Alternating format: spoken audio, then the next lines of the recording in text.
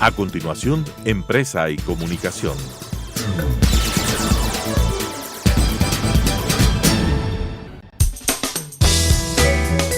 Clasificación B, bajo supervisión de un adulto.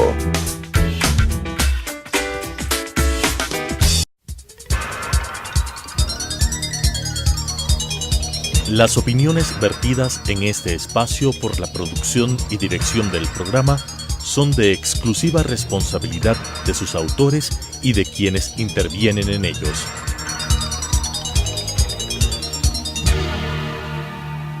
Telesucesos Canal 29 UHF presenta Empresa y Comunicación.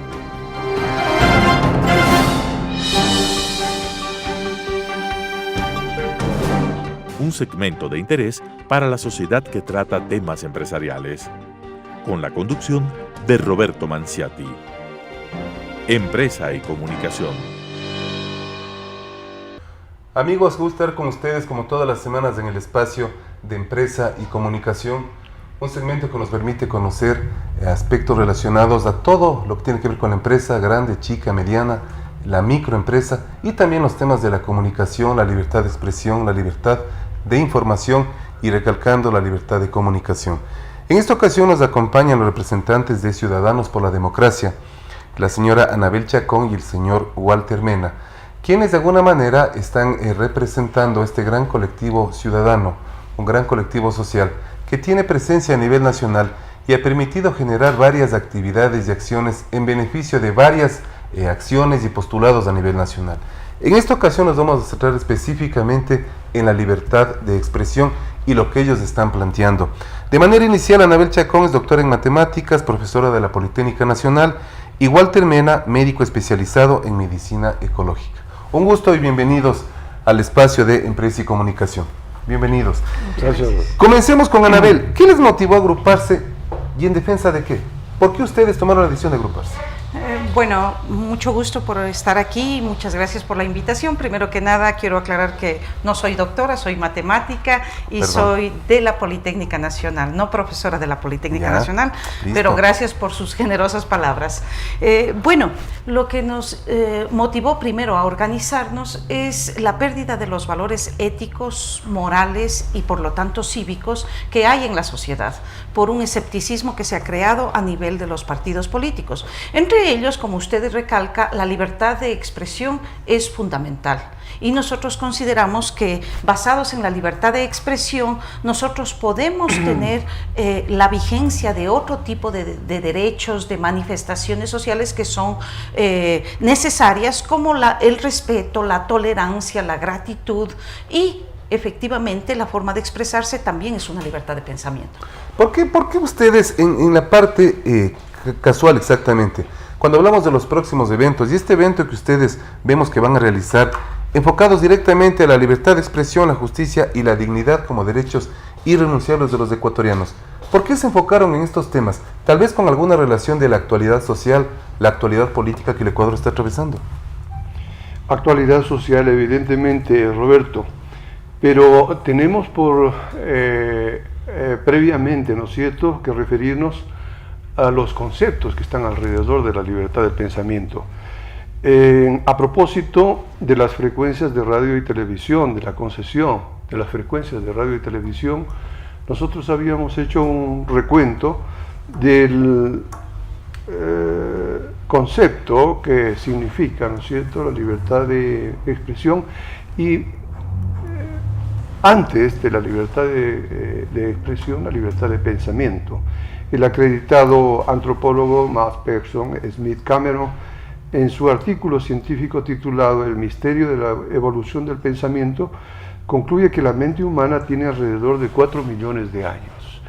Entonces, no es algo que surge espontáneamente, ¿no es cierto?, por obra y gracia del Espíritu Santo, sino que tiene una evolución milenaria, que pasando por diversas fases, diversos tipos, comenzando por lo episódico, pasando por lo mimético, luego lo mítico, y para llegar finalmente a la fluidez cognitiva que nos permite justamente pensar al mismo tiempo, en forma simultánea, en diversas cosas.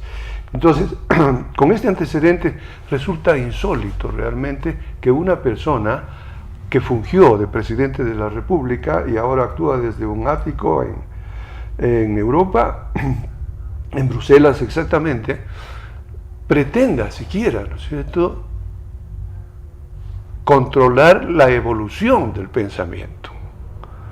Y claro, las Naciones Unidas han determinado hace pocos años la existencia de la libertad de expresión, la libertad de pensamiento como un derecho humano. Un derecho humano que somos conscientes que todos tenemos posibilidad de hacer uso de este derecho. Ahora, hemos pasado una década, con lo que nos acaba de comentar Walter, hemos pasado una década llena de ataques, de ofensas, de insultos, de burlas, de cadenas, de improperios. ¿Se podría decir entonces que el Ecuador en la última década vivió un proceso de libertad de expresión, como el anterior mandatario hasta hace pocos días ha recalcado que sí fue así? Bueno, yo creo que no. Definitivamente dentro de la última época se vieron muchas agresiones, incluso de tipo personal, a los individuos que pensaban diferente, y si no la hubo en forma oficial, hubo incluso una autocensura por el miedo en el que se vivía. O sea, la última década realmente ha sido una época de que se ha cohibido la expresión. Y si no ha sido desde los estamentos oficiales, se ha dado un proceso de autocensura, ¿no? Y esto no solamente se lo ve en la parte oficial, no solamente se lo ha visto en las calles, no solamente en los medios de comunicación, sino incluso en las familias. Se ha generado una división por pensar diferente. Un tema importante lo que usted menciona, autocensura. Quienes estamos en medios de comunicación, quienes estamos tras las cámaras, quienes estamos frente a las cámaras, quienes de alguna manera comandamos medios de comunicación, conocemos de memoria el detalle de la autocensura. Los periodistas, los comunicadores sociales conocen de ese detalle. Y qué importante que la sociedad civil en este momento se pronuncie en este aspecto.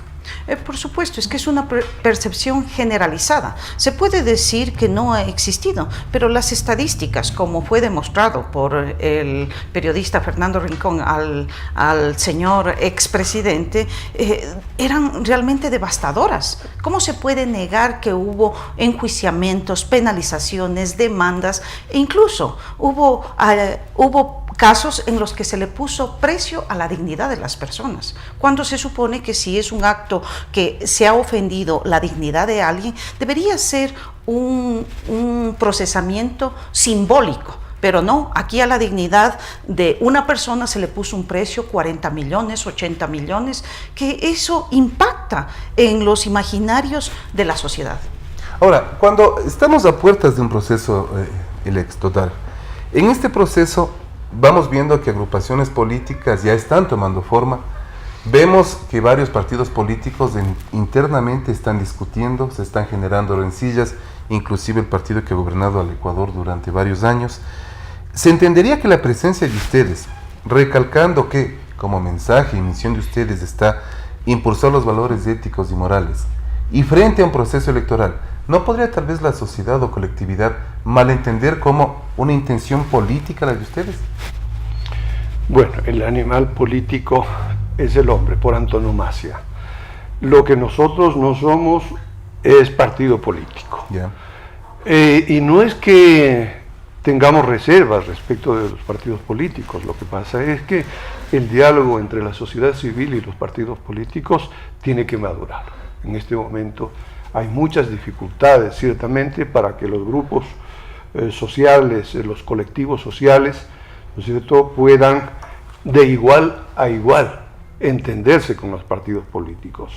Sin embargo, yo creo que es una necesidad absoluta en la democracia que la sociedad civil organizada y los partidos políticos consolidados y maduros que sepan definitivamente que el Estado es una construcción de todos los ciudadanos, no solamente del grupo político que capta el poder. En ese momento yo creo que estaríamos preparados para, en forma unitaria, los ecuatorianos, ¿no es cierto?, avanzar a la consolidación de la democracia. Yo creo que es un tema muy importante de las expresiones que acabamos de escuchar, el término madurez. Una madurez social, una madurez humana, una madurez política, una madurez económica, para que el Ecuador piense en un futuro real. Porque las nuevas generaciones, ¿qué les estamos dejando? Tal vez los que tenemos más canas en la cabeza de alguna manera entendemos, vemos la prensa y nos preocupamos por los políticos actuales. Pero ¿qué recibe? ¿Qué herencia vamos a dejar a las nuevas generaciones? Esto es sin duda una cuestión muy expectante, ¿no es cierto? Tenemos que avanzar, Roberto, yo diría, a la madurez en tanto exista una constituyente, ¿no es cierto?,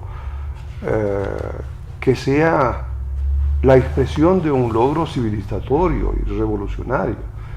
En su artículo 7, la Constitución actual pretende anular la libertad de pensamiento y sorprende más aún que mediante consulta popular se ratifique este absurdo y el Tribunal de Garantías Constitucionales lo defienda como servicio público.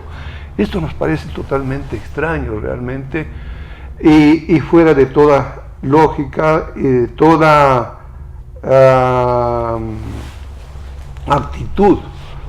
actitud civilizada, ¿no es cierto?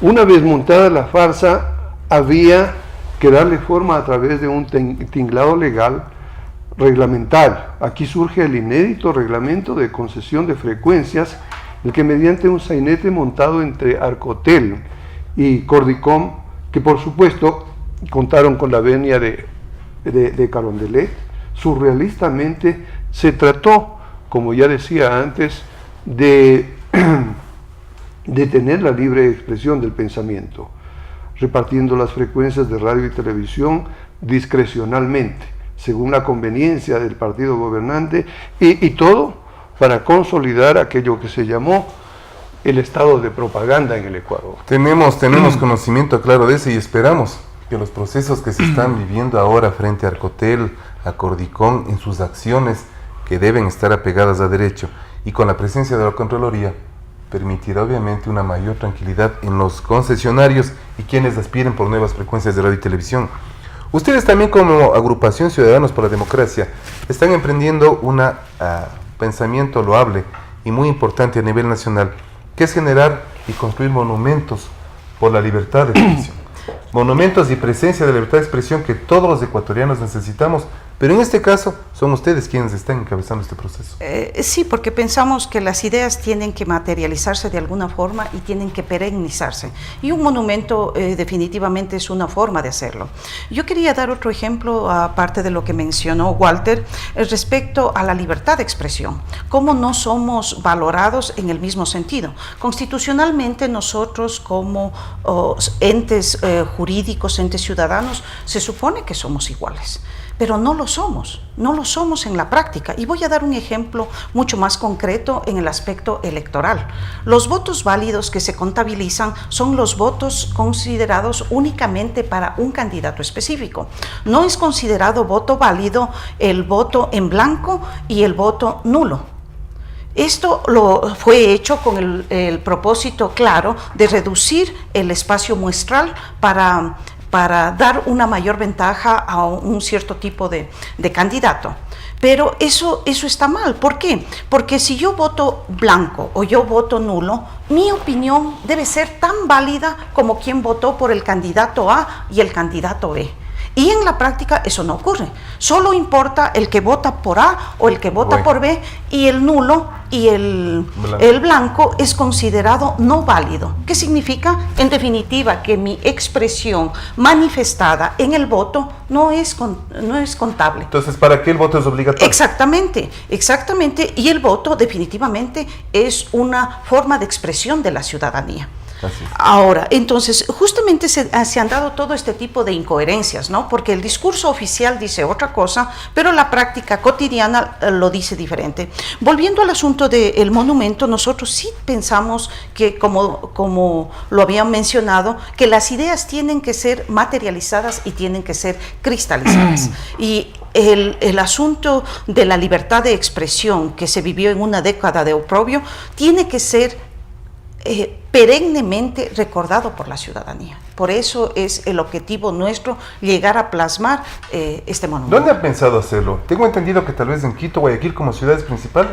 Bueno, hubo un ofrecimiento del alcalde de Guayaquil y estamos aquí en contacto con el vicealcalde de Quito para la asignación de un espacio. Lo que estamos pensando, según el alcalde de Guayaquil, tendríamos un espacio en el Malecón. Quizás ahí por asunto de espacio podría ser un prototipo del monumento y aquí en Quito el monumento. Pero también preocupante que en el caso de Guayaquil, el puerto principal, el alcalde ha ofrecido directamente él. Y en el caso de Quito, ¿por qué no el alcalde? ¿Y si el vicealcalde o no tuvieron contacto con el señor alcalde? No tuvimos contacto con el alcalde de Quito, o sea, directamente no sabemos si el vicealcalde le comunicó, pero estamos en el proceso de negociación porque obviamente esto no es decisión de una persona, sino que tiene que pasar al Consejo Municipal. Y tenemos entendido que el vicealcalde de Quito tiene las mejores intenciones por la ciudad y en este caso por la libertad de expresión. Qué mejor que él asume esta responsabilidad, ¿no? Sí, precisamente por eso, por la apertura que nos ha dado es que estamos hablando con él y esperamos tener el acceso a unos 3 o 4 sitios y de ahí que pase a la decisión del Consejo. Con lo que decimos hace un momento, mi estimado Walter, a la sociedad ecuatoriana, ¿le interesa realmente defender la libertad de expresión? ¿O solamente le interesa a la sociedad que tiene formación, criterio, a los medios de comunicación, a los periodistas, tal vez a los actores políticos? Yo creo que es un trabajo que hay que madurarlo. Sí, en este momento los medios de comunicación, gente valiosa del periodismo, escritores, intelectuales, han defendido con mucha valentía realmente la libertad de pensar y de expresarse. Pero yo creo que es una tarea que está para el futuro. Y en esta parte, mi estimado Roberto, yo creo que como se nos está terminando también el tiempo, quisiera decir algo que seguramente es controvertido, ¿no es cierto? Lo que se debe hacer de aquí en adelante respecto de la libertad de pensamiento y expresión. La razón y el sentido común no piden fuerza, se trata de establecer las reglas del juego en forma clara y honesta, comenzando por reformar la Constitución y derogar la Ley de Comunicación. Acto seguido, elaborar y construir nuevos instrumentos legales y reglamentarios con la participación activa de todos los ecuatorianos y que entregados al nuevo gobierno se constituyen los pilares fundamentales de la nueva democracia a la que, por cierto, tenemos derecho todos los ecuatorianos. En este punto, cuando se habla de la Ley Orgánica de Comunicación, ¿ustedes tienen ya preparado tal vez algún bosquejo o avances en posibles propuestas de reforma a la Ley Orgánica de Comunicación o plantean la derogatoria y la eliminación de la ley? Roberto, en la mesa de convergencia a la que pertenecemos como Federación Médica y como Plataforma por la Salud y la Vida, se ha avanzado sustancialmente en un proyecto nuevo. Sí, se plantea la derogatoria realmente, porque si hacemos modificaciones a este actual instrumento jurídico, nos va a salir un Frankenstein seguramente, ¿no? Y una pregunta que tal vez ustedes dos podrían responder. Han pasado 10 años o pasaron 10 años del régimen anterior. Estamos un poquito cerca de 6 meses con el presidente Moreno actualmente. ¿Por qué esperaron tanto tiempo para estas tan importantes iniciativas? En lo que tiene que ver, me refiero específicamente a la libertad de expresión y a la Ley Orgánica de Comunicación. Bueno, yo creo que precisamente es por el ambiente y el clima político que se ha vivido en la década anterior, ¿no? Nosotros como organización civil hemos estado participando en diferentes actos y precisamente apoyando en las calles, y es de donde nacimos, cualquier causa que sea justa, pero en realidad nosotros como organización civil esperar era un resultado del ambiente político, del miedo, como habíamos mencionado, de la autocensura. Era muy difícil hablar realmente y por eso ahora nosotros estamos destacando a la libertad de expresión como un derecho que se lo está recuperando y que queremos que esté en plena vigencia, ¿no? Y cuando ustedes hablan de este detalle de la libertad de expresión, se vincula también el aspecto de los medios de comunicación. La Ley Orgánica de Comunicación habla de medios públicos, privados y comunitarios. ¿Cómo ven ustedes esa distribución? No tanto en porcentajes, sino más bien la presencia. ¿Hasta qué punto son necesarios los medios comunitarios, los medios públicos y bueno, los medios privados que estamos desde el inicio? Bueno, creo que como concepto es bueno. Realmente hay algunas ideas desde mi punto de vista personal que han sido buenas. Lo que pasa es que en la práctica es lo que ha sido malo, ¿no? Un medio público puede informar, puede educar, pero lo que no puede es manipular ni adoctrinar. Eso es lo que está mal. Me parece que los medios públicos usted los ha visto bastante bien. Sí, justamente. En la anterior temporada, me refiero. Justamente, por eso digo, entonces el concepto de un medio público depende de cómo se lo use. Exactamente lo mismo también es aplicable a los medios privados y creo que el factor de los medios comunitarios es muy importante. Cuando hablamos de los medios de comunicación, vemos que se han generado medios incautados. Hay dos medios de televisión bastante grandes en cuanto a cobertura incautados. Y uno de ellos pasaba o servía de matriz para las famosas sabatinas del anterior presidente de la República. ¿Es eso difundir libremente lo que el pueblo necesita conocer o simplemente era una imposición para que ese medio, a costo financiero que le ha generado casi la desaparición económica del medio, afecte o beneficie al pueblo ecuatoriano? Roberto, esos medios públicos son una falacia realmente. Esos constituyeron parte de la maquinaria infernal de propaganda del anterior gobierno. Los medios públicos bien entendidos sirven al público, sirven a la comunidad. Yo creo, si estuviera en menos, ¿cierto?, resolver ese asunto, yo dedicaría esos canales de televisión a la educación, por ejemplo, a la salud, a la protección del ambiente, es decir, a cosas constructivas, pero no hacer propaganda para el Estado. Ahora, yo creo en los pesos y contrapesos, en el poder, ¿no es cierto?, y también en los medios públicos. Tienen que haber medios públicos para contrarrestar lo que podría ser un monopolio de la comunicación en los medios privados. ¿Por qué no decirlo, no? Y de esta manera yo creo que estaríamos... Los comunitarios estarían cumpliendo un papel importantísimo de participación activa en el desarrollo del país.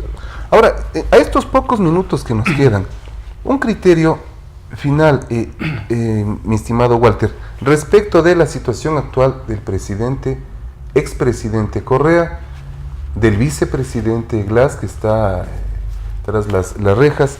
¿Qué criterio frente a eso?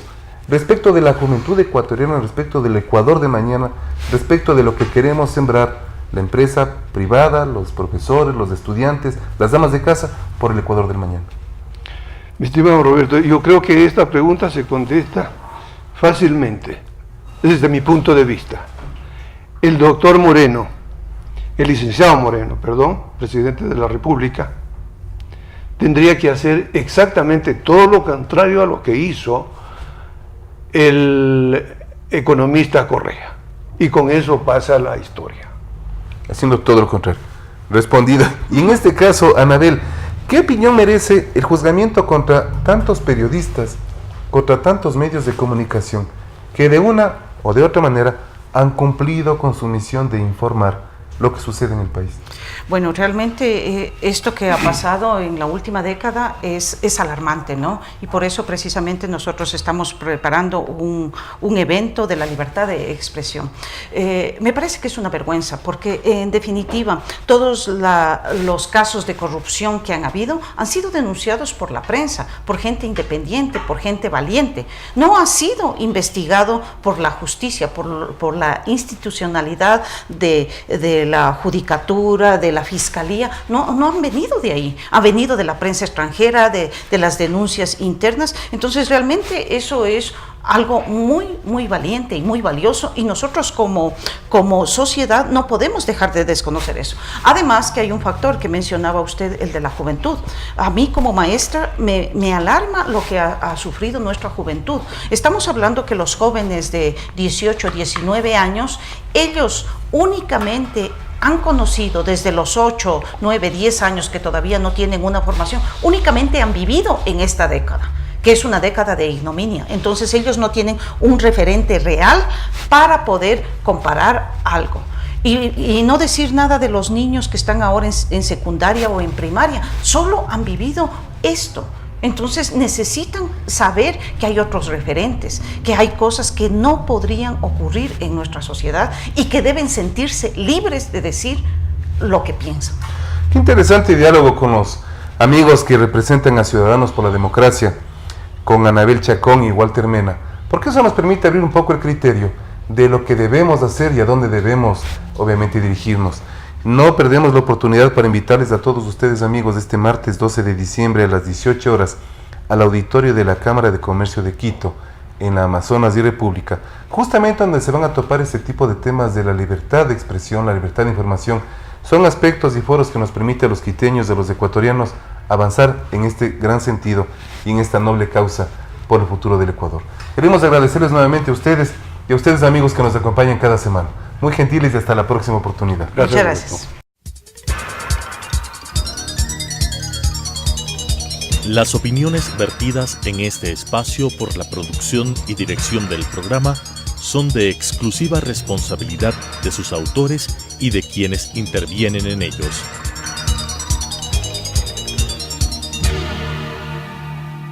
Telesucesos Canal 29 UHF presentó Empresa y Comunicación.